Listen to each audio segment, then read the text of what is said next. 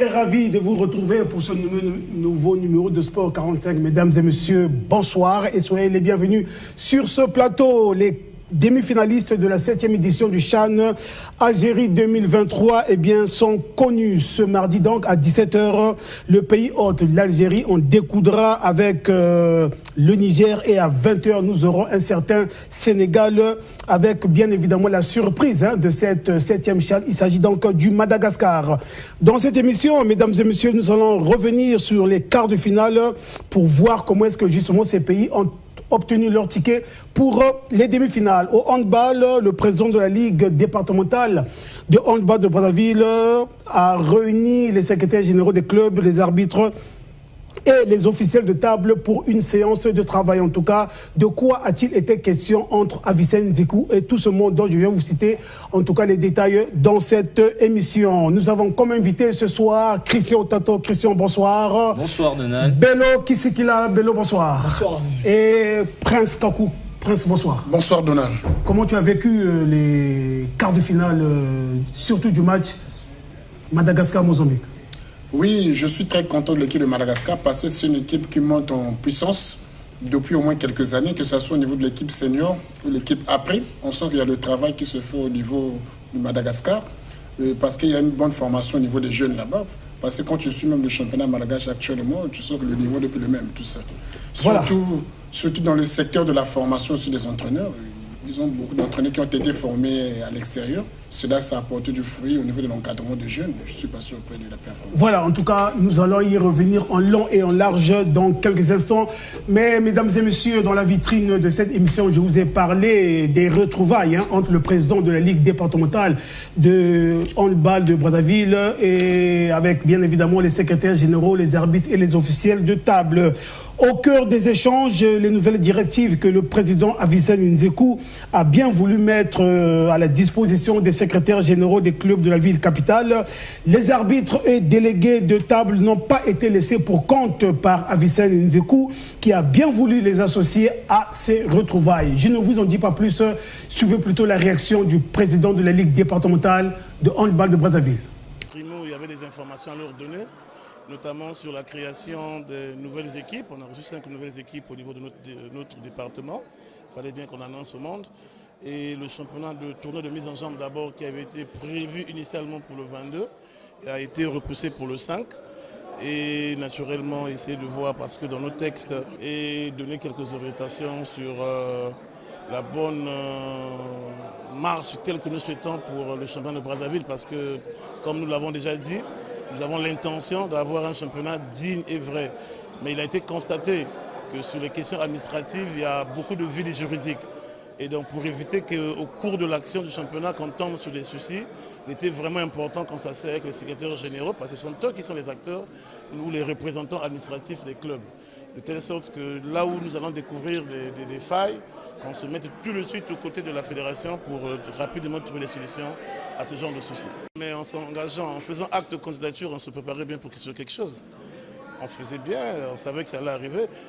Bon, nous sommes conscients d'abord que Brazzaville est le seul championnat du Congo qui a cette taille-là et donc la responsabilité elle est lourde. Et en un mot, avec l'appui de tout le monde, nous sommes prêts pour assurer, aller jusqu'au bout comme on dit. Mesdames et messieurs, comme innovation pour cette nouvelle saison sportive, la mise sur pied d'un cabinet conseil au sein justement de la Ligue départementale de handball de Brazzaville. Avicenne Nzekou l'a dit au cours justement de ces échanges. Écoutez-le. Ce cabinet conseil qui déjà nous avons pris comme conseil spécial M. Jean-Pierre Longuet, qui n'est plus à présenter, c'est un expert. Chacun de nous a une formation mais pas dans le même sens. Lui il est expert en administration. C'est pour éviter qu'il y ait des nœuds, parce qu'effectivement, nous avons fait des congrès ici, mais on a comme été un peu trop pressés. Et du coup, ça nous a amené dans des situations où il y a trop de vides juridiques. Et donc, lui, il vient pour aider. Il n'est pas seul, il est avec M. Nguiamou, il vient pour aider, pour que le tout aille dans le bon train, comme on souhaite. Jean-Pierre Longuet, comme vous l'avez écouté de la bouche, bien évidemment, du président de la Ligue départementale de handball de Brazzaville. En tout cas, c'est lui, le nouveau patron du cabinet conseil qui a été mis sur pied au sein de la Ligue départementale handball de Brazzaville. Au cours de ces échanges, mesdames et messieurs, Jean-Pierre Longuet a eu à recadrer certaines dérives, hein, mais je ne vais pas le paraphraser. Je préfère que vous puissiez vous-même écouter Jean-Pierre Longuet. Jouer l'arbitrage de certains articles et la latitude, le temps nécessaire pour comprendre ce qui est dit dans les textes. En rebondissant sur l'aspect du problème que le secrétaire général, il est secrétaire général, il est arbitre international, vient de poser, c'est un problème très fondamental. Regardez les statuts et je vous invite à aller lire les statuts de la Fédération congolaise de handball. Depuis la création de cette fédération jusqu'à maintenant, les prédispositions qui sont dans ces statuts placent nos ligues comme structures intermédiaires. Donc ce sont les organes subsidiaires de la fédération. Mais pas comme ligue en tant que telle, comme organe technique et administratif d'un département qui a la mission donc, de développer le handball dans le département. En quelque sorte, si on pouvait mettre ça sur un tableau, vous avez la fédération, donc le bureau, qui a sa fédération, il a son conseil fédéral. En bas, il a ses commissions spécialisées et il a des structures, des organes subsidiaires qui sont les ligues. Vous comprenez? Subsidiaires. Donc, en administration, on appelle ça des organes décentralisés. Donc la tête, c'est la fédération. Et en ce moment-là, donc, les ligues sont musées. Et vous lirez dans les statuts, dans nos statuts, que la Ligue, les clubs qui sont affiliés à cette Ligue sont affiliés à la fédération.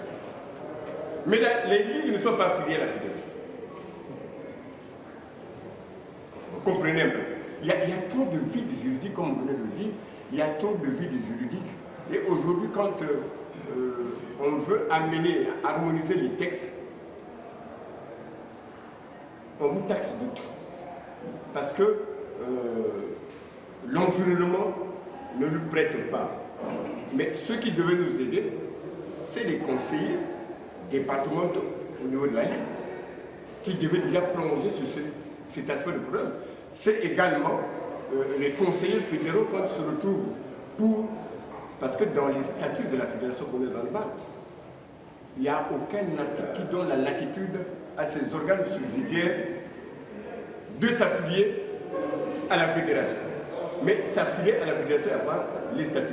Comment vous pouvez comprendre que les clubs de Brazzaville qui sont affiliés à la fédération, on leur exige d'avoir des statuts et règlements. La Ligue qui centralise l'organisation de ces clubs n'a pas de statut, n'a pas de règlement intérieur. Mais il est coté au niveau de la fédération. Mais, en ce moment-là, vous savez, c'est bien posé, mais moi je pense que la réflexion là, pour ceux qui sont conseillers départementaux de la Ligue de handball, il est grand temps, nous sommes prêts à vous aider dans ce sens-là. Jean-Pierre Longuet, expert en administration sportive, c'est lui qui va désormais présider, mesdames et messieurs, à la tête du conseil, du cabinet conseil que venait donc de mettre en place la Ligue départementale de handball de Brazzaville. Au terme de ces retrouvailles, mesdames et messieurs, nous avons également tendu notre micro au président de la commission des arbitres de la Ligue départementale de handball de Brazzaville. Lui, c'est Nibel Cyprien Loufoua, qui apprécie l'initiative qu'a prise le président de la Ligue départementale de handball de Brazzaville pour justement les associer à ces retrouvailles. Suivez. Bon, d'emblée, je vais commencer tout d'abord à remercier la Ligue et le président pour l'initiative prise. Parce que, comme il est de coutume, avant chaque activité de la Ligue, il faudrait qu'il y ait toujours, moi j'appelle ça un symposium. Parce que là-dedans, on se retrouve, nous les arbitres, nous les officiels de table et les équipes. Voilà, donc cet échange, moi je crois bien que c'est un échange qui est le bienvenu. Dans tout cela, moi je crois bien que si et seulement si tout le temps cela pouvait se répéter, surtout au niveau des échanges, parce que c'est ça surtout. Là, on a fait un échange comme ça, mais après, logiquement, il devait y avoir aussi un échange entre uniquement nous, les techniciens de surface, et ces équipes pour éviter les contradictions sur certains points, concernant notamment les règles de jeu. Surtout qu'il y a des modifications au fil des temps qui se passent actuellement. Est-ce qu'à votre niveau, vous êtes prêts justement pour les échanges futurs, notamment la mise en jambe qui commence déjà le 5 février et les championnats de la ville? Oui, c'est bien dit, mise en jambe. Il n'y a pas que les athlètes, nous également aussi. Là-dedans, ça va nous permettre d'avoir un bel élan afin qu'on fasse un bon championnat départemental qui pointe à l'horizon. Voilà, en tout cas, le championnat de mise en jambe, le tournoi de mise en jambe que va donc organiser la Ligue départementale de handball de Brazzaville, c'est donc prévu pour le 5 février prochain et le championnat en lui-même est prévu pour le 26 février.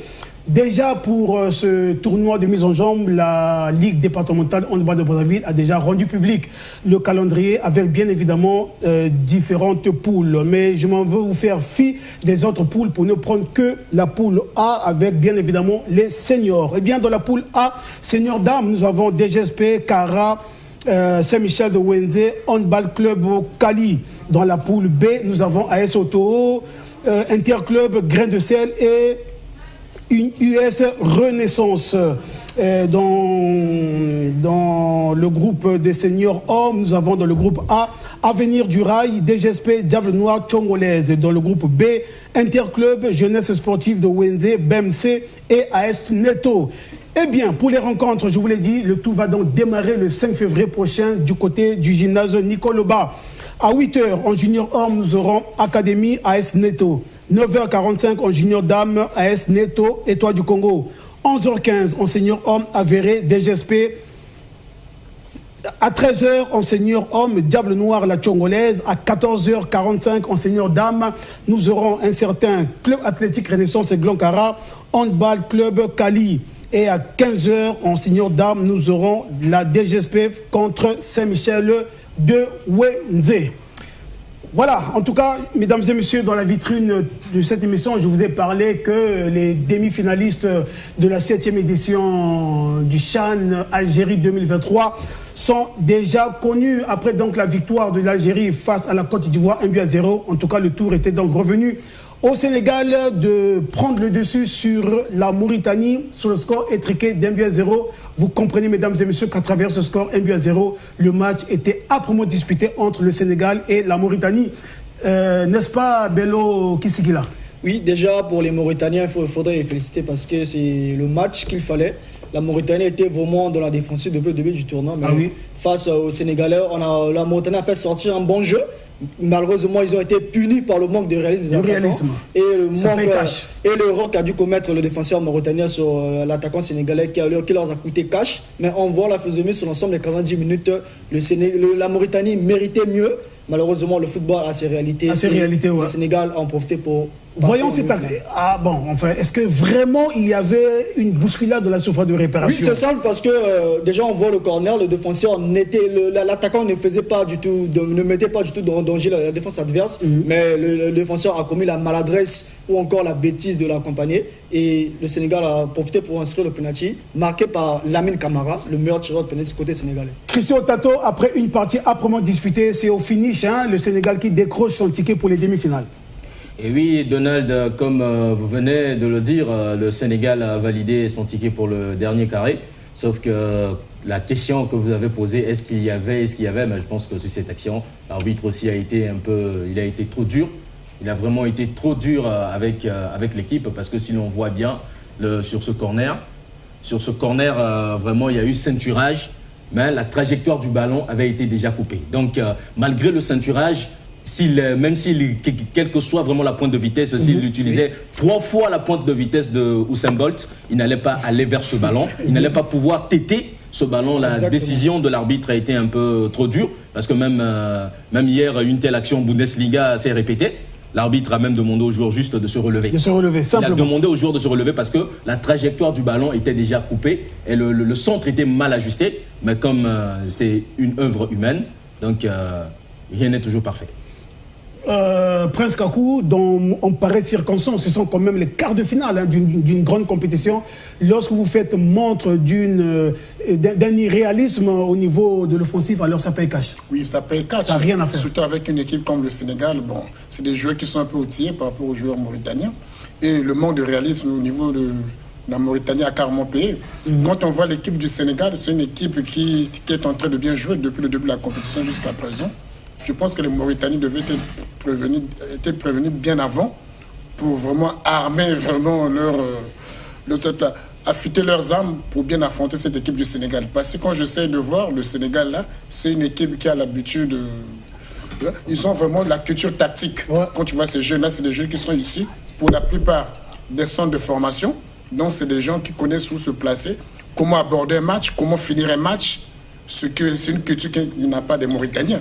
Donc, c'est des jeunes qui sont mieux armés pour aborder ce genre de compétition. Je ne suis pas surpris que le Sénégal arrive vraiment à ce niveau de la compétition. Est-ce qu'on peut penser que le Sénégal, quelque part, a eu la vie sauve grâce à la dextérité de son gardien? Oui, on peut dire ça aussi. Pourquoi mais je ne serais pas d'accord avec Prince pour dire que le Sénégal a bien produit. Je pense que c'est faux. Nous tous, on a suivi le match, on voit la possession du bal en première, en deuxième partie était vraiment largement en faveur des Mauritaniens. La Mauritanie a pêché, je l'ai bien dit, par manque de réalisme des attaquants, parce qu'ils ont des occasions phares à tuer le match, ils n'ont pas concrétisé. Et le Sénégal a obtenu le pénalty donné, comme le dit M. Christian, par l'arbitre. Un pénalty donné par l'arbitre, pas mérité, donné par l'arbitre, et le Sénégal a profité pour conclure.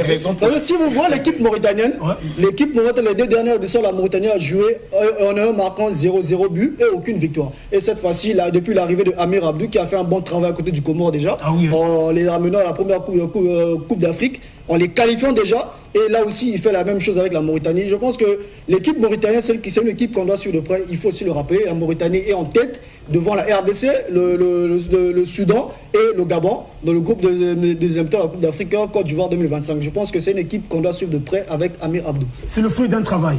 Un fruit d'un travail parce que la fédération travaille, signe des contrats avec des entraîneurs à long terme et non à moyen. Donc je pense que le travail de la Mauritanie aujourd'hui se base. Ils n'ont pas des joueurs. Un championnat de renom, c'est pas un grand championnat, ils ont quelques clubs qu'on peut citer, Nouadhibou, Nouakchott King, Douane, mais lorsque vous voyez le contenu pour le football que produit la Mauritanie, c'est vraiment un bon football, c'est le plaisir. Raison pour laquelle que j'ai dit, cette équipe, c'est une bonne équipe, il a bien joué, mais le manque d'expérience a fait de telle sorte qu'ils puissent pêcher. Or que le Sénégal a une culture de compétition, c'est des jeunes qui sont habitués à des compétitions de jeunes, ils ont une culture tactique, comment aborder des grandes compétitions. Je vous ai dit, la nuance c'était un peu de ce côté, ce que je dis. La Mauritanie n'a pas démérité, certes, dans le jeu il a donné, mais maintenant, pour affronter une compétition, il faut avoir un peu cette gestion-là des matchs, sous des grands matchs. C'est ce que... C'est ça, c'est pour ça que j'ai dit, c'est ce que les jeunes Sénégalais ont fait pour gagner ce match. Passer nul tête, s'ils n'avaient pas cette culture, comment aborder ces compétitions, je pense que le Sénégal on devait les battre facilement. Le Sénégal a 5 buts. Le Sénégal a 5 buts. Voilà, là nous revenons sur l'action du pénalty. Oui, voilà. Le pénalty inscrit par Lamine Camara. Il a mis au fond. Le Sénégal a 5 buts inscrits pendant la compétition, 4 buts inscrits sur pénalty. Donc je pense que c'est une équipe qui gagne par des scores étriqués en mutation. Mais c'est souvent comme ça, même l'Italie, on voit l'Italie sur les grandes compétitions. C'est souvent comme ça. C'est ce qui fait la force des grandes équipes. C'est pas le jeu forcément. Le manque de réalisme. C'est le jeu, ça veut rien dire. C'est la gestion du match. S'il y a une épreuve la plus détestée, même par les grands joueurs au monde, ce sont ces coups de pied de réparation. Ah oui, c'est ça. Parce que ça ne te connaît pas au nom, tu as 5 souliers d'or, tu as 1000 souliers d'or, tu as marqué 100 buts la saison. Ce jour-là, si c'est un jour sans pour toi, eh bien tu... Même, je sais pas, Donald, si tu as suivi ce match au niveau de la Super Coupe japonais, on a eu à assister à la pire séance de tir au but. Les 2 premiers marques, il y a eu au moins 6 joueurs qui ont raté successivement. Successivement. Donc, c'est pas gagné juste par des pénaltys. Oui, ça parle un tout petit peu de la faiblesse de l'attaque sénégalaise à être vraiment réaliste. mais quand même la précision les sauve au niveau de cet exercice de c'est la gestion de du grand match, c'est tout ça. Voilà, mesdames et messieurs, l'une des surprises de cette 7e édition du CHAN, eh bien, c'est la surprenante équipe du Madagascar qui a décroché son ticket après sa victoire, sa brillante victoire, sa belle victoire sur la Mozambique sur le score de 3-1, Bello. Il fallait le faire. Il fallait le faire. Moi, je parle plus de surprise, je parle plutôt du mérite parce que déjà, en sortant dans une groupe composé du Ghana, le Soudan et le Maroc qui s'est retiré à la dernière minute. À la dernière minute, je pense que le Madagascar nous a montré de quoi il était capable. Et d'ailleurs, c'est la meilleure attaque du championnat du CHAN, avec 8 buts inscrits. Et dans cette équipe, il y a un joueur qui est en train de faire parler de lui déjà, c'est Koloana Radjoana. Le joueur a eu même à signer déjà un contrat avec le Mouloudia. Le Mouloudia lui a récupéré déjà. Le Mouloudia d'Alger l'a récupéré. Le joueur a signé pour 3 ans. Plus option d'achat les années à venir. Je pense qu'avec ce que le joueur est en train de nous montrer déjà dans cette compétition, c'est à féliciter. Et le travail qu'a battu l'entraîneur Ronaldo, déjà, je pense que c'est même le Mourinho Madgas, si on peut l'appeler ainsi. Parce qu'il a eu à faire pratiquement un mois d'ensemble avec l'équipe. Mais le football que produit le Madagascar, c'est impeccable. Zéro complexe. Un beau football, on joue vers l'avant. Il n'y a pas de justice de jeu, on va défendre, on va se prendre les gens. Non, il est venu en outsider. Aujourd'hui, l'outsider en demi-finale. Je pense que c'est la meilleure performance des Malgaches. Même si ils seront éliminés, je pense que c'est déjà bon pour eux et on doit compter sur cette équipe pour les années à venir. Christian Tato, oui. Le grand Malgache. L'effort avant le réconfort. Et c'est ce que le Madagascar est en train de nous prouver. Première participation de cette équipe au CHAN. Il faut le souligner. Première participation et elle atteint le dernier carré. Elle intègre vraiment le dernier carré. Ce qui veut dire que quelque part, le malheur des uns fait le bonheur des autres. Parce que si le Maroc était déjà étant double tenant du titre, s'il était participant, ça devait être une lutte. Ça devait être vraiment une lutte pour ce deuxième ticket dans ce groupe.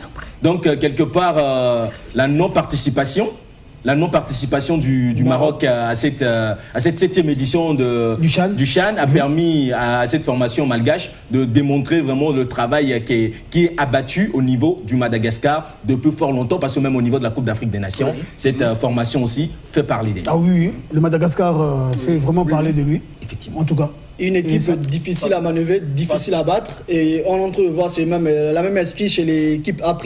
Zéro complexe, ils n'ont pas de grand club, ils ne jouent pas un bon championnat, mais à l'équipe nationale, c'est un bloc compact, difficile à manœuvrer, difficile à bouger, mais c'est plutôt eux qui vous mettent en difficulté. Ils attaquent de gauche à droite avec un style de jeu bien défini. On sait que non, on joue avec M. Christian Tato, on joue avec Donald de Goma. Ce sont les attaquants phares. Koloana Roselani, un bon joueur, quand nous sommes en train de découvrir vraiment. Avec le CHAN, je pense que le Madagascar va vendre plus de joueurs que Razouali qui a signé du côté de Mouloudia. Alors, Christian Tato, le secret justement de cette montée fulgurante du Madagascar, c'est quoi exactement ? Je pense qu'on devrait vraiment se rapprocher du directeur technique national du Madagascar pour qu'il puisse vraiment nous définir.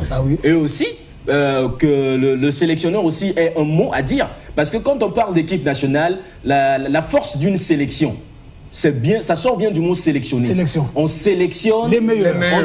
En dehors même de ces meilleurs, on sélectionne des joueurs complémentaires. Des joueurs qui doivent se complémenter. Donc, ils doivent avoir cette complémentarité. Il doit avoir harmonie parce que vous pouvez avoir les 11 joueurs les plus chers du monde sur l'aire de jeu. Vous allez jouer contre une équipe juste du Madagascar. Cette équipe va vraiment vous humilier. Parce que il faut qu'il y ait cette cohésion. Et même, on l'a vu avec l'équipe galactique du Real de Madrid. Une équipe galactique du Real de Madrid qui joue contre Lyon 3-0. La saison suivante, je ne sais pas s'il y a cette période vraiment l'UEFA aussi s'est arrangé à faire des tirages au sort pour que le Lyon s'oppose toujours au Real Madrid. Donc une équipe nationale, c'est office ça. Et ce genre de choses facilite la tâche aux sélectionneurs lorsqu'il y a déjà une philosophie de jeu au niveau des clubs. C'est clair. Cela s'applique dans le championnat national. Les corrections se font déjà. Et surtout quand c'est un championnat où tout est uniformisé, ça facilite la tâche aux sélectionneurs. Parce qu'en équipe nationale, quand on vient, c'est pas pour apprendre comment jongler. On ne vient pas apprendre à faire la passe à l'équipe nationale. C'est pas apprendre comment faire la passe. C'est pas apprendre comment avoir une condition physique au top. Non, on vient avec déjà ce que l'on a. Voilà. L'entraîneur vous met en place un exercice à faire, une tactique que vous devez respecter face à tel adversaire pour pouvoir s'en sortir et ça facilite la tâche au sélectionneur. Mais si c'est en équipe nationale que le sélectionneur doit maintenant apprendre à contrôler, apprendre à positionner le joueur sur l'aire de jeu, alors là, ça rend vraiment la vie compliquée au sélectionneur. Le Madagascar a eu à passer pratiquement, ils sont ensemble depuis le 1er décembre 2022. Cette équipe depuis le 1er décembre 2022. Comment ne pas y avoir cohésion? Déjà, avec le peu de moins que le Madagascar, l'équipe a été déjà du côté de la Tunisie pour s'acclimater. Question de ne pas être surpris par le froid en Algérie. Je pense qu'avec le peu de moins, aujourd'hui les résultats sont là. Le Madagascar est en demi-finale. Et cette équipe est tout le temps motivée par le président de la République Madagascar. Après chaque rencontre, le président appelle pour avoir les nouvelles. J'ai suivi le match, mouillé le maillot, honorer la nation, ou bien tout ce qui se passe en avant. Vous d'abord, c'est la nation, ramène le trophée s'il le faut. Et le discours de l'entraîneur accorde beaucoup, parce que dernièrement, en quart de finale face au Mozambique, l'entraîneur a dit on a fait le grand travail déjà, on est sorti dans un groupe où personne ne nous attendait, devant le Ghana, en tout cas, le Soudan, et aujourd'hui c'est à vous de faire le boulot. Regardez-vous, et exactement, le Madagascar s'est baladé facilement face au Mozambique, 3 bizarres. J'aimerais ajouter quelque chose, je pense que les résultats du Madagascar, c'est aussi grâce aux fruits de la formation. Parce que quand on voit Madagascar, avant, il n'y avait pas vraiment de bons entraîneurs. Depuis quelques années, ils envoient des entraîneurs en stage à l'étranger, surtout en Europe, ce qui fait de telle sorte qu'ils aient vraiment une bonne formation pour donner cette bonne formation aux jeunes. Et les championnats de catégorie d'âge au Madagascar, c'est bien respecté. Si tu vois actuellement, si tu veux fouiller, au Madagascar, il y a des championnats de moins de 23 ans, de moins de 20 ans, et les championnats seniors. Et ils misent beaucoup sur cette formation pour avoir des ABC. Bon, déjà, au bas niveau, qu'on a déjà des fondements, quand on évolue, c'est plus facile jusqu'à arriver en équipe nationale et avoir ce genre de résultats. Ce n'est pas la surprise. Donald, ce que Prince est en train d'évoquer, c'est là où nous parlons, c'est là où je parle de cette politique fédérale. Quelle est la politique que la direction technique nationale dicte aux clubs qui s'affilient à elle? Vous voyez? C'est là où on parle vraiment de cette envie au niveau du programme d'activité de la direction technique, puisque le directeur technique est comme un conseiller au président de la fédération. Ouais. Donc, voilà le profil que nous avons, voilà les qualités que nous avons. Avec ça, voilà ce que nous devons faire. Voilà tel pays avec lequel nous devons cibler, aller faire former nos techniciens. Donc, c'est ça la politique fédérale. Donc, cette politique fédérale malgache. Surtout cette formation des techniciens, vraiment. Voilà, en tout cas, cette politique fédérale, aujourd'hui, du côté du Madagascar, elle paye, puisque le Madagascar, la surprenante équipe du Madagascar a réussi à décrocher son ticket pour les demi-finales de cette 7e édition du CHAN Algérie 2023. Eh bien, l'autre qualifié pour les demi-finales, ce pays était dans le même groupe que le Congo. Et donc, j'ai cité le groupe E. Je parle donc le Niger, le MENA du Niger. Oui, le Niger, pour moi, c'est amplement mérité. C'est l'équipe qui a une bonne préparation. 2-0 face au Black Stars du Ghana. Oui, exactement. Il fallait le faire. C'est l'équipe qui a une bonne préparation. Déjà, depuis la phase de groupe, l'équipe s'est préparée en France. Oui. Deux mois quasiment. Ajaccio. A joué un match face à Ajaccio qu'ils ont perdu. Mais eux, ils ne voyaient pas les résultats. Ils voulaient d'abord voir la manière dont l'équipe voulait se produire. Tout à fait, et arrivé au CHAN, ils ont bien vu le match du Congo. Et contre le Congo, contre le Cameroun, ils ont fait ce qu'il fallait faire. Contre le Congo plutôt, ils ont fait ce qu'il fallait faire. Et contre le Cameroun, ils avaient bien étudié déjà les couloirs. Les Camerounais possédaient par les couloirs. Ils ont bloqué Bekele. Ils avaient compris ça. Ils avaient compris. Ils ont bloqué Bekele Ngom qui avait maltraité les Congolais. Ils ont fait disparaître. Ils ont bloqué, ils ont mis en difficulté le jeune Taïba au milieu du terrain. Et ils ont possédé par des contre-attaques. Et ils ont fini par marquer un but au coup de pied arrêté qui a renvoyé les Camerounais à la maison. Face aux Ghanéens, c'est une équipe qui est déjà habituée à battre. C'est pas la première fois que le Niger bat le Ghana, c'est la deuxième fois. Parce que en 2016, en la même étape, le Niger avait encore battu l'équipe. En quart de finale, l'équipe ghanéenne sur le même score de 2-0. Et il a encore répété l'exploit. Ouais, ce genre de ça, il faut le faire. Il faut le faire. Il y a longtemps qu'on a vu ça à Masoma Deba. Donc c'est ce genre de travail qu'il nous faut au pays ici pour avoir ces genres d'équipes. Le travail d'abord, on se met. Ils n'ont pas des gros championnats. C'est parmi ces nations qualifiées en quart de finale. On n'a que l'Algérie qui a un championnat à un bon niveau, mais le Sénégal, le Madagascar, la Mauritanie, ils n'ont pas de championnat avec des clubs de renommée comme nous ici, mais eux se basent sur la formation. Et il y a un joueur ici, Ouattara, qui a joué déjà la Coupe d'Afrique avec le Niger, qui a joué la Ligue des Champions avec l'Espérance, la Coupe de la Confédération avec le Satisfaction. Il y a de l'expérience. On s'appuie autour de l'expérience pour emmener les jeunes à bien prester. Aujourd'hui, le Niger fait bonne figuration. Personne ne voit le Niger se qualifier. On s'est dit après le match au Niger que le Congo a bien joué. Mais le Congo a bien joué face à qui? Face au Niger qui est aujourd'hui en demi-finale. Je pense que c'est le Niger qui avait bien joué. Parce que si on jouait bien, on devait bien s'imposer face au Niger. Mais quand on n'a pas pu le faire. Bien joué est égal à marquer les buts. Aujourd'hui, le Niger est en demi-finale. C'est vraiment des résultats à féliciter. Christian Tato, 2 pour le Niger, 0 pour le Ghana. 2 pour le Niger, 0 pour le Ghana. Donald, comme nous venons encore de le dire, là encore, nous voyons l'importance de la formation et de la qualité des techniciens. Nous y reviendrons toujours. Il faut le répéter que l'homme qui est aujourd'hui sur le banc de touche de cette sélection du Niger, des MENA du Niger, il sort de l'université de Leipzig. Malgré qu'il a sa licence UEFA A, il s'est arrangé à homologuer sa licence à la licence africaine. Il a aussi une licence CECAF. Mais regardons le résultat qu'il est en train de donner. Et donc Il a qualifié le Niger, il a permis au Niger de participer à sa première Coupe d'Afrique des Nations. Il qualifie le Niger au Chan. Et cette fois-ci, il amène le Niger en demi-finale. On voit déjà le travail aussi, la volonté aussi de l'entraîneur à vouloir réussir, je dois faire du bon travail. Et même au niveau du championnat, quand on regarde aussi tout ça, c'est ce dont nous avons besoin ici chez nous. Cette détermination, c'est soi-même savoir, je vais faire ceci, je dois vraiment me perfectionner, avoir de bons résultats et à la suite, mes efforts vont donner ce qui est à droit. Prince Kakou, une équipe du Niger en finale, ça te paraîtra étrange? Ou bien ça ne serait qu'une logique? Actuellement, on ne triche pas avec le football. Quand je vois cette équipe du Niger, je suis le football depuis quelques années et je suis cette équipe du Niger. Quand tu vois au fil des années, cette équipe du Niger est en train de progresser. Il faut voir d'abord l'équipe A. Le travail, c'est le même entraîneur qui a entraîné l'équipe A. Tu vois, donc c'était la première partie du Niger, arrive en Coupe d'Afrique. Quelques années après, il faut voir maintenant l'évolution de cette équipe du Niger. On met le même sérieux au niveau des équipes inférieures. A', équipe espoir, équipe junior. C'est ce que je parlais toujours de ce problème de formation, tout ça. Tant qu'il n'y a pas la relève, en tout cas, on n'aura pas les résultats. Non, il ne faut pas rêver. Donc, au fil des années, le Niger a travaillé. C'est pour ça qu'il est arrivé à ce niveau-là. Et quand on a joué contre le Niger, on a même vu. Même la culture tactique, la façon d'aborder, la manière d'aborder un match. La culture tactique. Même quand on a vu le match en général, mais le Diable Rouge n'a pas fait face au Niger. Prince Kakou, tel que là tu es en train d'évoquer cette question de culture tactique, il faut dire si les Camerounais ont fléchi vraiment face aux Nigériens, c'est parce que l'entraîneur avait un plan B. Ce qu'on n'avait pas. Parce que les Camerounais, si l'on regarde bien, durant ce CHAN, les 2 matchs que les Camerounais ont eu à livrer, ils ont toujours cette intention de monter. De monter haut, de presser haut l'adversaire pour récupérer les ballons. Mais le Niger, comme il jouait maintenant, ce qui a manqué aux Congolais, les longues balles. Les balles au-dessus du mur défensif. Les Camerounais avaient maintenant de la peur. Plus nous allons monter, ces derniers nous prennent en contre-attaque, on aura des sérieux problèmes. C'est là où l'intelligence du technicien joue maintenant. C'est cette culture tactique que je parle. Effectivement, c'est ça. Ce qui a manqué. Sinon, on parle des recyclages de nos entraîneurs de temps en temps, c'est tout ça. Et donc c'est ce qui a manqué. Donc c'est tout ça. Mais Belebi n'a pas été intelligent à un certain moment du match.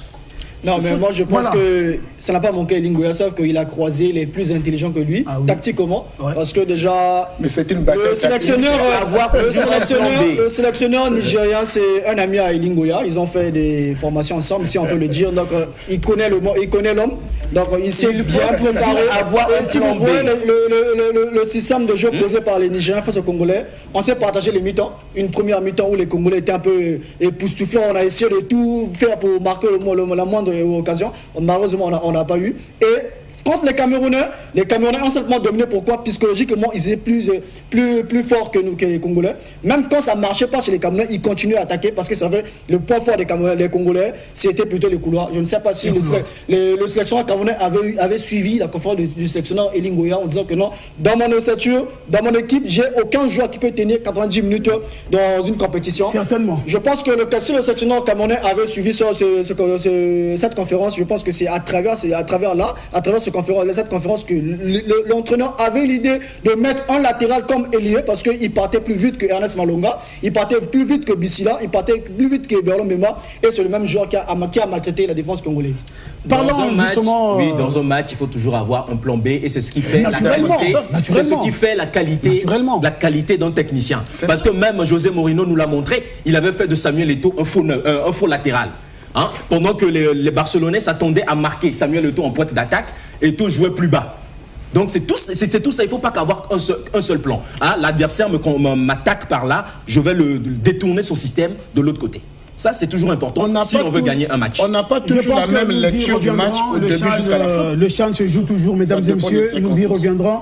Le CHAN se joue toujours déjà demain, place aux demi-finales à 17h, le pays hôte. On découdra avec le Niger. Bello. Algérie-Niger. Oui, Algérie, moi je pose déjà pour l'Algérie. Pourquoi? Parce que l'Algérie a une dette morale envers son public. Il a perdu au Coupe d'Afrique éliminé au premier tour. Il était écarté lors du match de barrage face au Camerounais. Aujourd'hui, cette fois-ci, l'Algérie joue les matchs à guichet fermé. C'est une première pour le CHAN. Lors de cette édition, il faut le souligner. Parce que l'Algérie avait déjà échoué lors de la deuxième édition du CHAN au Soudan. L'Algérie avait terminé 4e. Cette fois-ci, l'Algérie a la chance, 33 ans après, il faut le souligner aussi, 33 ans après, il a la chance d'organiser une compétition continentale chez elle. Donc ça passe sur sa casse pour des agents demain. Ils ont tout fait contre les Ivoiriens. Ils ont souffert, mais ils ont fini par l'emporter. Je pense que demain, ça sera le remake de match des quarts de finale face aux Ivoiriens. L'Algérie est vraiment favori pour cette rencontre de demain face au Niger. Christian. Cette rencontre... Une demi-finale qui va se disputer avec âpreté, il faut le dire. Hein. Ça va s'âprement disputer, elle sera âprement disputée cette demi-finale, surtout vu la qualité, la capacité tactique que le sélectionneur du MENA du Niger est en train de montrer. Parce que avoir le MENA du Niger et les éléphants de la Côte d'Ivoire, tactiquement, le Niger a présenté de bonnes choses. Et si vraiment l'Algérie a eu à souffrir vraiment, elle a souffert face à la Côte d'Ivoire où dans le temps additionnel, c'est un coup de pied de réparation qui débloque la situation contre le Niger, vu aussi les surprises, la rapidité de l'attaque de cette formation du Niger. Je me dis que l'Algérie doit vraiment être prudent, surtout qu'il joue devant son public. Parce qu'il y a aussi cette pression du public aussi qui risque de jouer à son envers. Jusqu'à-là, l'Algérie n'a pas encore de match référence. Je pense que demain, ils vont essayer de faire. Parce que Bagdad Bounedjal, peut-être certains ne connaissent pas, c'est un ancien capitaine des Fenech. Il a joué au moins 3 quarts des Coupes du Monde. Donc il connaît bien l'ossature. Il n'est pas peut-être le plus doué que par rapport à Belmadi. Il n'a pas un jeu flamboyant déjà, mais il se donne. Il sait comment faire un bon discours à l'égard de ses joueurs pour les booster le moral, pour aller plus loin et donner le plus d'efforts. Parce que jusqu'à présent, l'Algérie gagne sur les mêmes scores. 4 matchs, 1-0 partout. Et c'est les défenseurs, parfois c'est un milieu de temps qui marque au moins un attaquant. Et ils ont 2 buts inscrits sur penalty. On doit se poser des questions. Et demain, ils vont jouer à guichet fermé au stade Nelson Mandela. Je pense que le Niger ne passera pas. Face à une équipe qui marque quand même. Hein. Qui marque quand même, mais ça sera très difficile. Face à une défense aussi qui n'encaisse pas. C'est ça le problème aussi. J'aimerais souligner que l'entraîneur algérien Boguera, son système de jeu est très critiqué au niveau de l'Algérie. Au niveau local. Parce que la manière dont il fait jouer l'équipe, l'Algérie n'est pas habituée à ce genre de jeu. L'Algérie est habituée à un jeu offensif. Un football avec spectacle que les gens aiment. Voilà, alors Boguera tel qu'il joue là, je pense qu'avec l'équipe du Niger et sa culture tactique, ça serait très compliqué. La deuxième demi-finale, mesdames et messieurs, demain à 20h entre le Sénégal et le Madagascar. Christian Tato. Sénégal-Madagascar, là aussi on a 2 équipes qui vont vraiment faire parler d'eux. Mais je pense que les Malgaches sont bien partis. S'ils continuent avec leur finition, leur qualité de finition, ils auront du mal vraiment à faire à l'équipe sénégalaise. Voilà, en tout cas, le rendez-vous est donc pris, mesdames et messieurs, demain 17h, Algérie, Niger et à 20h, Sénégal, Madagascar. Alors, Christian Tato, à propos, il y a eu une innovation du côté de la CAF.